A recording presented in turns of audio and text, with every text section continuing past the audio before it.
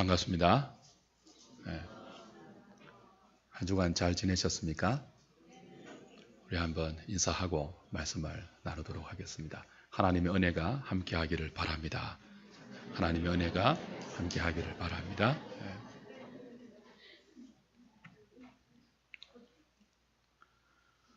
많은 사람들이 성공을 꿈꾸며 살아갑니다. 성공하기 위해서 수고하고 애쓰고 노력합니다. 근데 성공이 무엇인지 진지하게 고민하고 물어보는 사람은 그리 많지 않은 것 같습니다. 여러분, 성공이 무엇입니까? 세상이 그토록 꿈꾸는 성공이 무엇일까요? 지난주에 서점에서 책을 읽다가 랄프 waldo 에머슨이라는 사람이 지은 성공이라는 시를 잠시 보았습니다. 마음에 와닿는 구절이 있어서 얼른 노트에 뺏겨왔습니다. 책 한 권을 다 사기에는 그만한 값어치가 없는 것 같고 그 구절은 참 마음에 와닿아서 뺏겨왔는데 소개해 드릴게요. 자신이 한때 이곳에 존재했음으로 인해 단 한 사람의 인생이라도 행복해질 수 있다면 그것이 바로 진정으로 성공한 삶이다. 다시 한번 말씀드릴게요. 자신이 한때 이곳에 존재했음으로 인해 단 한 사람의 인생이라도 행복해질 수 있다면 그것이 진정한 성공이다. 진정한 성공이 뭐라고요? 잠시 내가 이 땅에 존재했던 것 때문에 나 아닌 다른 한 사람의 인생이 행복할 수 있다면 그게 진짜 성공이래요. 우리 주위에 부자들 많습니다. 우리 주위에 유명한 사람 많죠. 우리 주변에 잘난 사람도 많습니다. 그 사람처럼 되고 싶은 사람도 많고요. 세상은 그런 사람을 성공한 사람이라고 부르고 있습니다. 그러나 그것이 진짜 성공일까요? 어느 젊은 엄마가 아이에게 길거리를 청소하는 환경미화원 아저씨를 보면서 이렇게 말했습니다. 니도 공부 안 하면 저 사람처럼 된다. 이 아이가 그 엄마로부터 무엇을 배울까요? 저는 그 어머니의 말을 들으면서 성자 독식 사회의 민낯을 보는 것처럼 송구스러웠습니다. 인간에 대한 예의가 실종되어 있지 않습니까? 환경미화원이 어땠어요?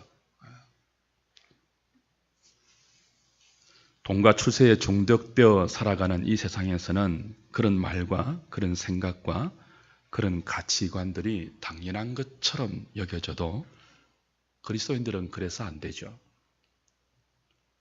어떤 사람들은 수많은 사람을 불행하게 하고 부자가 됩니다. 어떤 사람들은 수많은 사람을 힘들게 하고 유명해집니다. 어떤 사람은 수많은 사람을 끌어내리고 짓밟고 높은 자리에 앉습니다. 과연 이런 인생이 높은 자리에 갔다고 유명해지고 부자 되었다고 성공한 삶일까요? 에머슨은 우리에게 말하죠.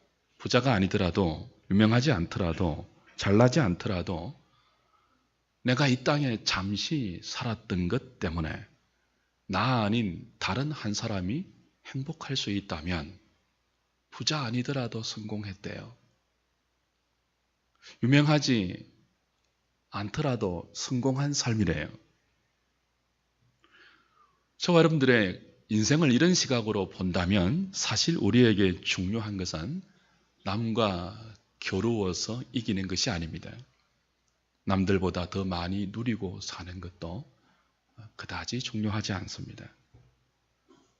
내가 한 가정의 아버지가 되고 어머니가 되고 남편이 되고 아내가 되어서 잠시 이 땅을 살고 간 것 때문에 사랑하는 나의 가족들이 행복할 수 있다면, 내가 잠시 이 땅에 머물렀던 이 시간들 때문에 내 주변의 사람들이 행복할 수 있다면, 잠시 내가 이 한 믿음의 공동체에서 믿음으로 살았던 이 순간들 때문에 여러 믿음의 지체들이 행복할 수 있다면 그것이 진짜 성공이라는 거죠. 사랑하는 여러분, 여러분은 지금 어떠합니까?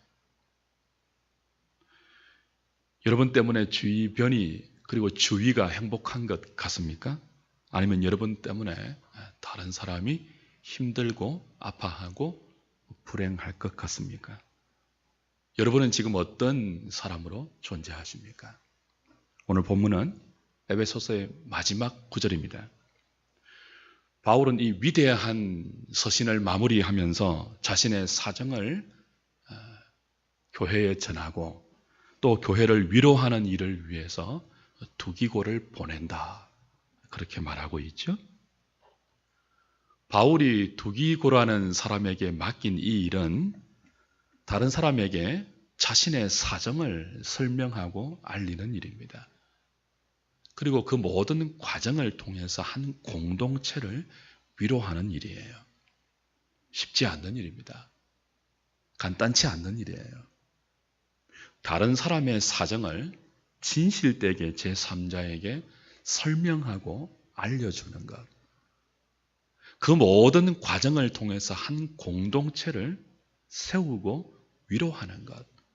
내가 한 사람을 설명하는데 다른 사람이 위로를 받는 것.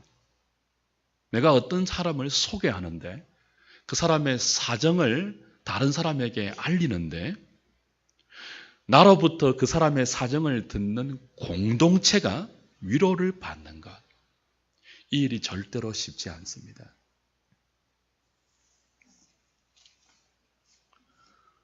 어쩌면 바울이 가장 믿을 수 있는 사람, 바울이 판단하기에 다른 사람에게도 가장 신뢰할 수 있는 사람, 저 사람이라면, 저 사람의 입에서 나온 말이라면 어떤 말이든지 믿을 수 있는 인격과 성품을 가졌다고 인정되는 자.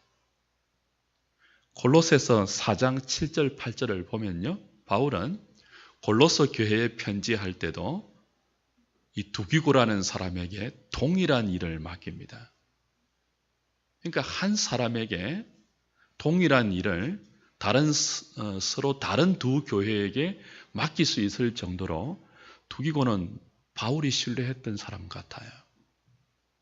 저 사람 말이면 어떤 말이 나와도 다른 사람들이 다 믿을 수 있겠구나. 저 사람의 인격이라면, 저 사람의 성품이라면 그 사람의 말을 통해서 한 공동체를 위로할 수 있겠구나. 세울 수 있겠구나. 그렇게 판단한 거죠. 바울에게 동력자가 많이 있었지만 이 일을 위해서는 어떤 동력자보다 두기고가 적합하다고 바울은 생각했던 것 같습니다.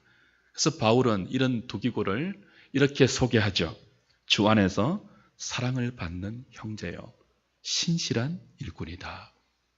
에베소서에는 없지만 골로새서를 보면 주 안에서 함께 종된 자다 하는 표현도 덧붙여져 있습니다.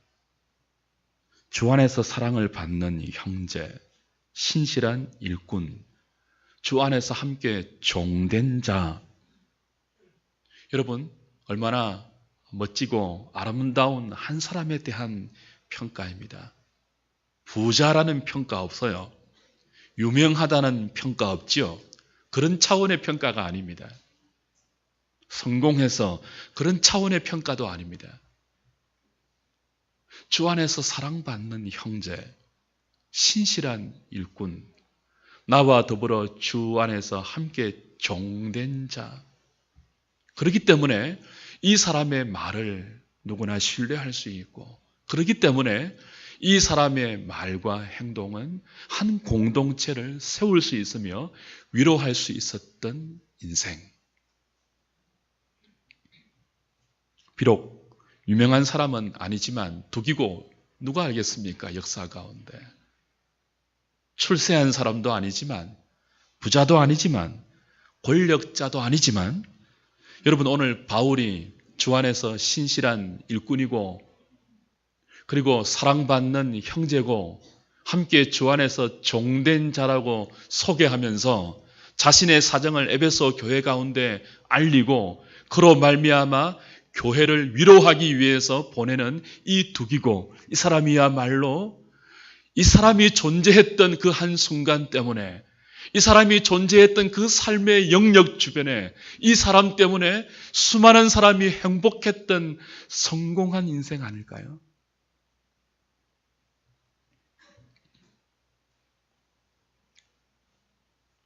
아마 하나님도 독이고 때문에 행복했을 것 같아요. 지금 저와 여러분들은 어떤 사람으로 살고 계시는지요? 어떤 사람으로 기억되고 있는지요? 앞으로 찾아올 인생의 마지막 순간에 여러분은 다른 사람들에게 어떻게 기억될 것 같습니까? 누구에게나 마지막 순간은 옵니다. 비수처럼 찾아옵니다. 그래서 우리 인생을 결산하고 흙으로 돌아가야 할 때 사람들은 나를 어떻게 기억해 줄까요? 여러분은 어떤 인생으로 기억될까요? 저 사람 때문에 행복해서 아니면 저 사람 때문에 아팠어, 불행했어, 힘들었어. 바라기는 오늘 저와 여러분들이 존재한 곳에서 우리가 이 땅에서 잠시 살았던 우리의 한 인생 때문에 나 아닌 다른 사람 누군가가 나 때문에 행복할 수 있는 인생. 주 안에서 신실한 일꾼, 주 안에서 사랑받는 형제, 다른 사람을 위로할 수 있는 말과 행동의 소유자, 그런 인생으로 남은 삶을 살아갈 수 있으며 그렇게 다른 사람들에게 우리를 기억시킬 수 있는 저와 여러분 될 수 있기를 주님의 이름으로 부탁드립니다. 어떻게 하면 이런 삶을 살 수 있을까요? 어떻게 하면 이렇게 남은 인생을 보낼 수 있을까요? 오늘 에베소서의 마지막 바울의 인사는 거기에 대한 힌트를 제공해 주죠.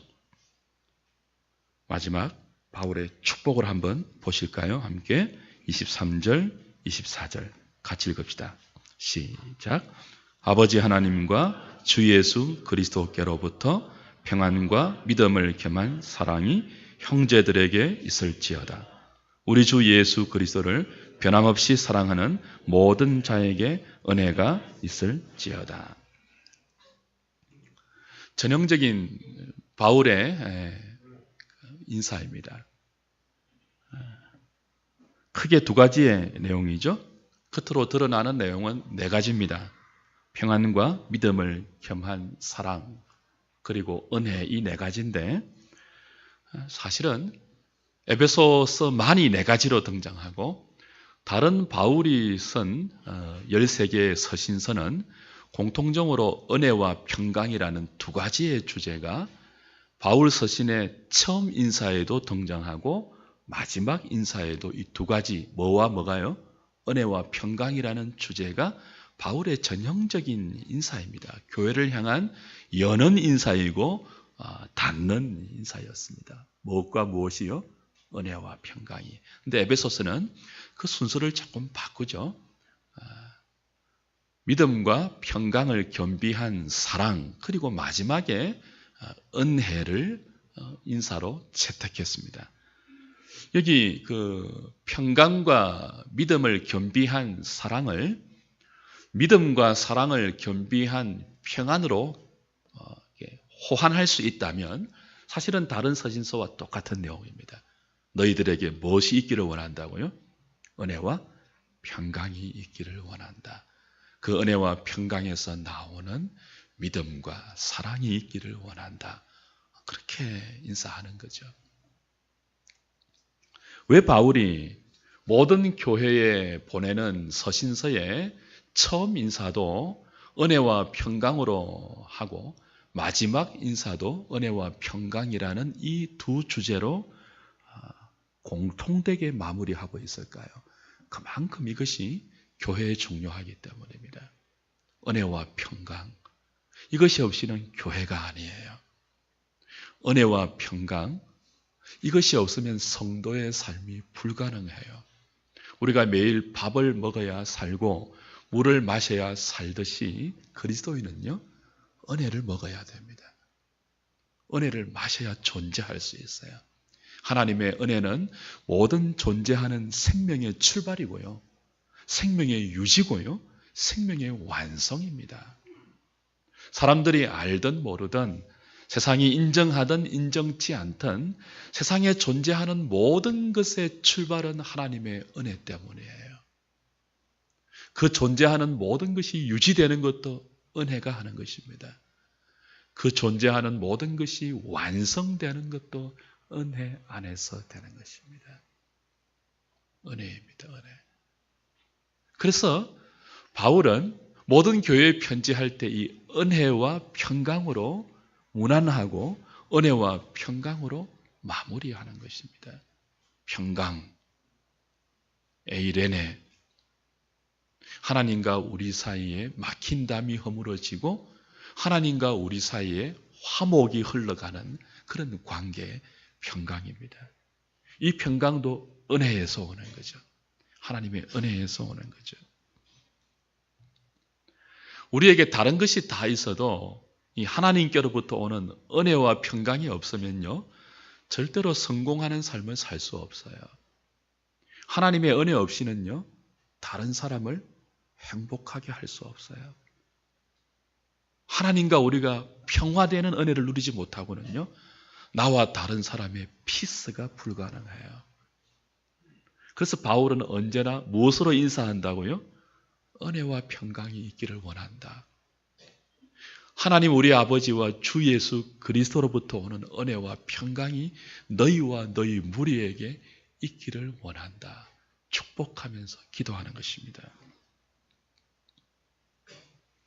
사실 이것은 바울만의 그 전형적인 트레이드 마크가 아닙니다. 하나님께서 구약 이스라엘 백성들에게서 계속 오늘 이 시대까지 계속 그의 백성들에게 주어왔던 복의 내용이 이 두 가지의 내용입니다. 하나님이 모세를 불러서 이스라엘을 출애굽시키잖아요. 그리고 가나안 땅에 들여보내시기 전에 너는 아론과 그의 아들들에게 이 백성들을 앞으로 이렇게 축복하라고 가르친 장면이 있죠. 민수기 6장 한번 보시겠습니다. 민수기 6장 22절부터 26절까지입니다.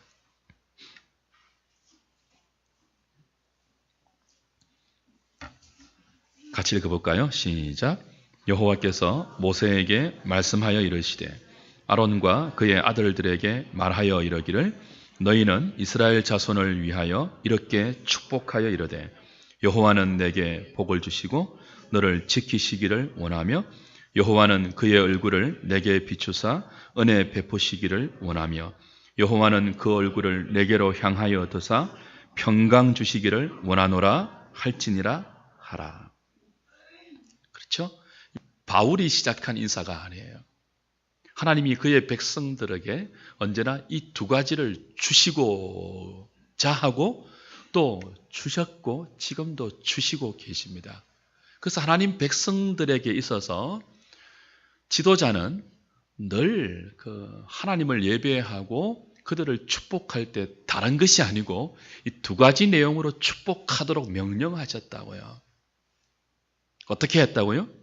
여호와는 내게 복을 주시고 너를 지키시기를 원하는데 그 얼굴을 내게 비추사 은혜 베푸시기를 원한다.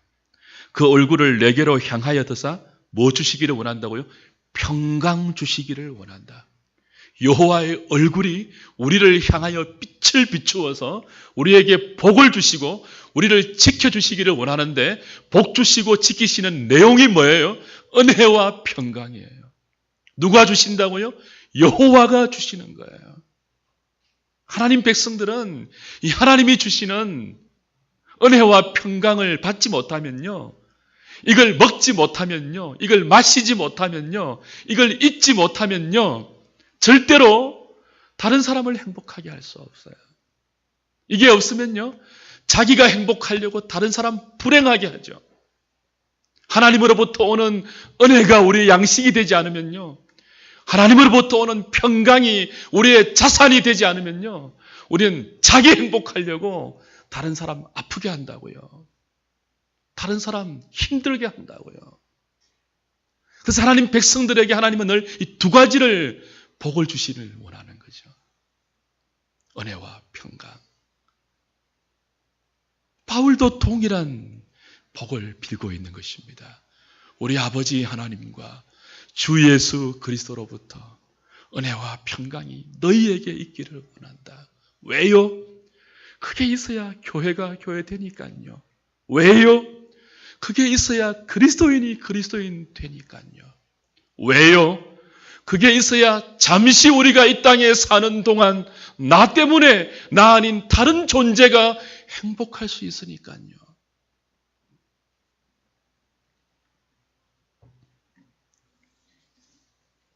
그렇다면 여러분, 은혜가 무엇입니까? 값없이 거저 주는 하나님의 호의죠. 받을 자격이 없는데 값없이 거저 주는 하나님의 선물이죠. 누가 다른 사람을 행복하게 할 수 있을까요? 은혜를 받은 사람입니다. 자기가 하나님의 은혜로 살아간다는 존재임을 아는 사람입니다. 자신이 하나님의 은혜 없이는 한순간도 살 수 없다는 존재임을 깨닫는 사람입니다. 인생은 그저 열심히 산다고 다 되는 것 아니죠. 여러분 아시지 않습니까?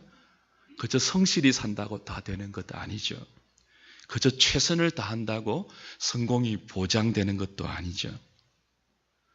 열심히 살고 성실히 살고 최선을 다하는 것 굉장히 중요해요. 그건 인생의 기본이죠. 그러나 더 중요한 것이 있습니다. 우리의 열심과 우리의 성실함과 우리의 최선을 넘어서 오는 하나님의 은혜가 있어야 합니다. 그게 얼마나 중요한지 몰라요. 2015년을 시작하면서 각계의 전문가들이 모여서 앞으로 지구촌의 미래가 어떠할지를 전망하는 회의를 했습니다. 그런데 이 회의의 결론이 무엇인지 아십니까? 모르겠다입니다. 각계의 전문가들이 모였어요. 경제의 전문가들, 정치의 전문가들, 사회의 전문가들 다 모였습니다. 우리의 미래가 어떻게 될 건지, 지구촌의 미래가 어떤 방향으로 나아갈지 머리를 맞대고 토의했죠. 근데 수많은 토의의 결과 내린 결론이 뭐예요? 모르겠대요. 전문가들인데 모르겠대요.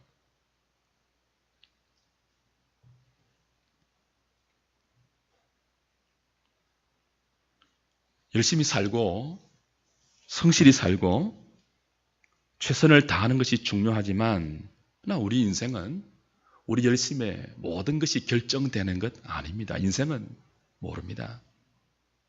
한평생 담배 한 깨삐 안 피운 사람이 폐암에 걸리잖아요. 한평생 술 한 잔 안 마신 사람도 간암에 걸리잖아요. 모릅니다. 예측 불허입니다. 전망 불가입니다. 인생은. 그러니 뭐가 필요합니까? 매 순간 하나님의 은혜가 필요하죠. 물론 하나님은 심는 대로 거두게 하시는 분입니다. 그것도 하나님의 은혜예요. 우리가 열심과 정직과 성실한 땀으로 우리 인생을 뿌리면, 심으면 하나님은 그 열심과 성실의 땀의 대가를 거두게 하실 것입니다. 그것도 은혜죠. 그러나 더 큰 은혜가 필요하지 않습니까? 사실 심는 대로 거두는 것만 있다면 우리 아무도 가능성이 없는 존재입니다. 심는 대로 거두는 것만 우리에게 있다면 저와 여러분들이 얼마나 많은 죄를 심습니까? 얼마나 많은 악을 심습니까? 얼마나 많은 불의를 심습니까? 죄의 삭은 뭐라고요? 사망이죠. 우리가 뿌린 죄, 우리가 심은 악, 우리가 인생 가운데 흘렸던 많은 불의와 거짓들, 그것대로 다 우리에게 거두게 하신다면 오늘 저와 여러분들 존재할 수 없습니다. 벌써 하나님의 진노 가운데 소멸되거나 형벌 가운데 신음하거나 영원한 저주 가운데 불 가운데서 부르짖고 있어야죠. 우리가 뿌린 죄와 악을 그대로 거둔다면 말입니다. 그래서 하나님의 은혜가 필요합니다. 은혜는 값없이 거저주는 하나님의 선물인데 우리가 뿌리지 않았는데도 거두는 거예요. 오히려 우리가 뿌린 것은요, 사망을 거두고 심판을 거두고 저주를 거두고 하나님의 형벌을 거두는 것이 마땅한 것을 뿌렸는데도 불구하고 그걸 우리가 거두지 않고 정반대인 생명과 영생과 구원과 안식을 거둔 것, 이게 은혜입니다. 우린 구원을 거둘 만한 것을 뿌린 적이 없거든요. 우린 영원한 생명을 얻을 만한 것들을 심은 적이 없거든요. 우린 영원한 안식과 자유를 얻을 만큼 무엇인가를 투자한 것이 없거든요. 그런데 하나님이 우리에게 값없이 주신 것이 무엇입니까?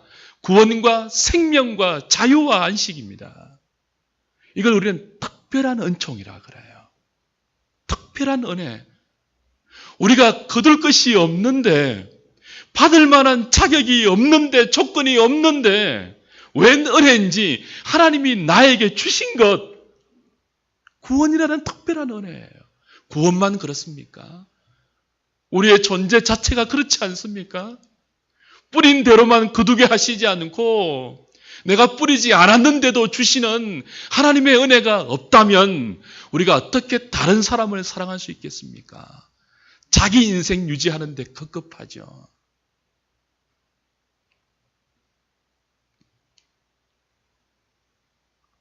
이 은혜, 내가 뿌리지 않았는데도 하나님이 거두게 하시는 이 은혜 언제 필요합니까?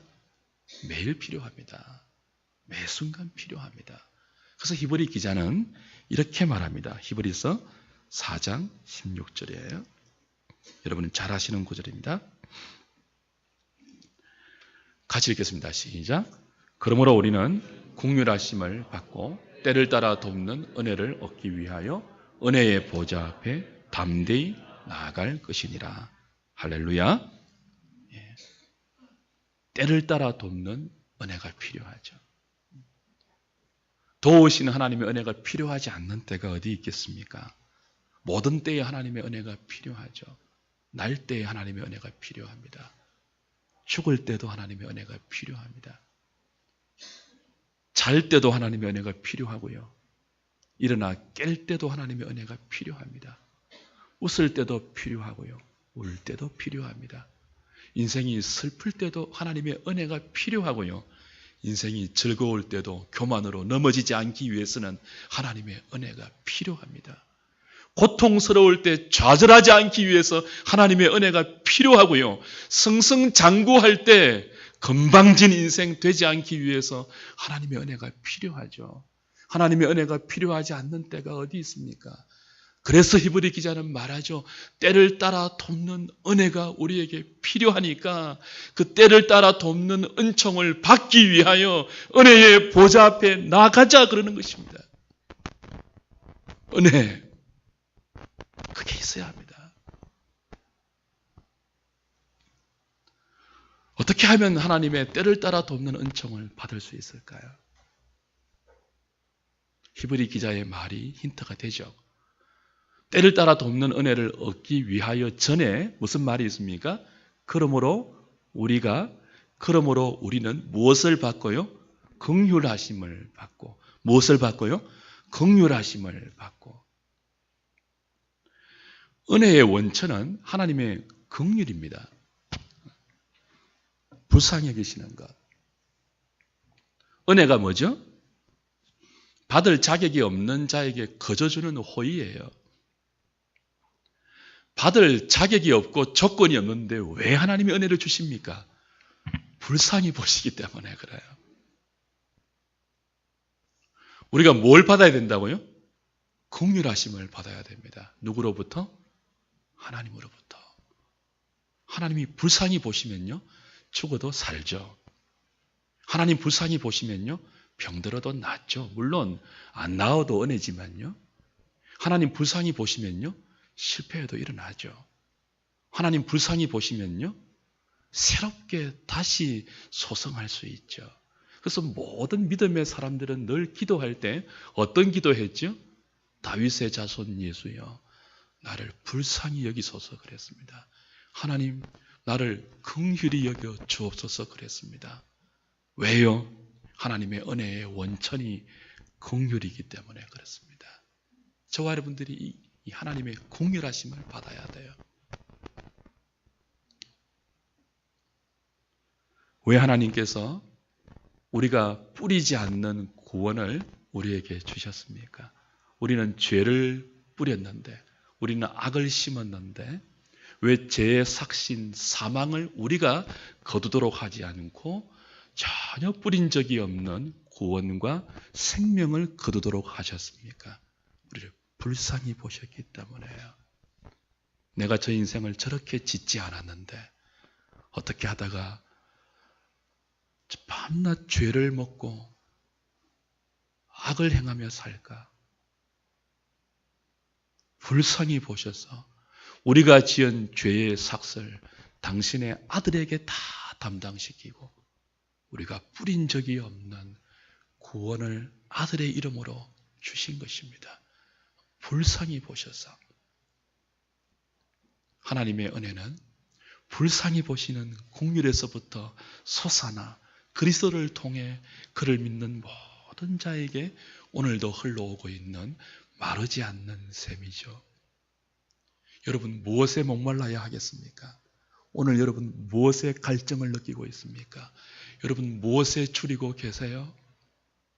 무엇에 배고파하고 계세요? 목마른 사슴이 헐떡이며 시냇물을 찾듯이 저와 여러분들이 헐떡이면서 찾아야 할 것이 있어요. 그게 뭐예요? 하나님의 불쌍히 여김이에요. 저는 오늘 여러분들이 이 은혜 받기를 바라요. 하나님이 여러분 불쌍히 여겨주시기를 바라요. 중요한 거 하나 있습니다. 하나님이 저와 여러분들을 불쌍히 여겨주셔서 때를 따라 돕는 은총을 주신다면, 우리가 그 은혜 때문에 성도로 존재한다면, 오늘도 하나님께서 나를 불쌍히 여겨주셔서 이 자리에 나올 수 있었다면, 우리가 다른 사람을 대할 때도 불쌍히 볼 수 있어야 돼요. 거기서부터 사람과 사람 사이에 평화가 가능해요. 그런 사람이 자신이 존재하는 것 때문에 다른 사람을 행복하게 할 수 있는 거예요. 내가 하나님께 끝없는 긍휼을 먹고 살기 때문에, 그 하나님의 은혜 때문에 살기 때문에 나도 뭐예요? 다른 사람을 불쌍히 보아야 돼요. 혹시 누가 여러분을 힘들게 합니까? 혹시 누가 여러분을 아프게 합니까? 혹시 누가 여러분을 어렵게 합니까? 그래서 여러분이 그 사람에게 그대로 갚아주고 싶습니까? 우리가 어떤 존재라고요? 받을 자격이 없는데 은혜를 받고 사는 사람이에요. 무엇 때문에? 하나님이 불쌍히 보시는 것 때문에. 그렇다면 우리도 다른 사람을 그렇게 대해야 돼요. 그 사람이 나에게 뿌린 대로 돌려주면 안 돼요. 그건 은혜를 모르는 사람들이나 그렇게 사는 거예요. 매 순간 은혜로 사는 사람들은요, 예수님 말씀처럼 악으로 선을 갚는 것이 아니고 선으로 악을 이기는 사람들이에요. 그게 힘들지만 우리는 은혜 가운데 붙들려 그런 인생을 교회란 이름으로 배워가고 있는 것입니다. 에베소서의 마지막이 우리에게 그걸 권면하는 거예요. 너희들이 은혜와 평강으로 사는 존재이기 때문에 너희들이 하나님의 긍휼하심을 입어서 구원받은 백성이 되고 하나님의 사랑 입는 존재이기 때문에 너희들도 하나님으로 받은 그 은혜와 긍휼을 흘려보내라. 다른 사람을 불쌍히 보라. 이게 도전하죠. 사랑하는 여러분, 가족을, 교우를, 이웃을, 직장의 동료를, 특별히 여러분을 고통스럽게 하는 사람을 불쌍히 볼 수 있는 은혜가 있기를 바랍니다. 말씀 맺죠? 남편을 불쌍히 보십시오. 아내를 불쌍히 보십시오. 부모를 불쌍히 보십시오. 자녀를 불쌍히 보십시오. 이웃을 불쌍히 보십시오. 직장 동료를 불쌍히 보십시오. 그러면 나 하나가 잠시 이 땅에 살았다는 것 때문에 그들이 행복할 수 있을 것입니다. 두기고처럼 내가 그 사람의 사정을 알려주는데 나를 통해서 그 말을 듣는 사람들이 위로받을 것입니다. 세워질 것입니다. 내 말을 듣고 격발받는 것이 아니고 내 말을 듣고 피 흘리는 것이 아니고 내 말을 듣고 누군가가 행복하고 누군가가 일어나고 누군가가 세워지는 그 사람, 은혜의 통로죠. 축복의 통로죠. 평강의 통로죠. 긍휼의 통로죠. 그런 하나님의 은혜의 통로로 쓰임받는 우리 한우리 식구들 다 되실 수 있기를 주님의 이름으로 부탁드립니다.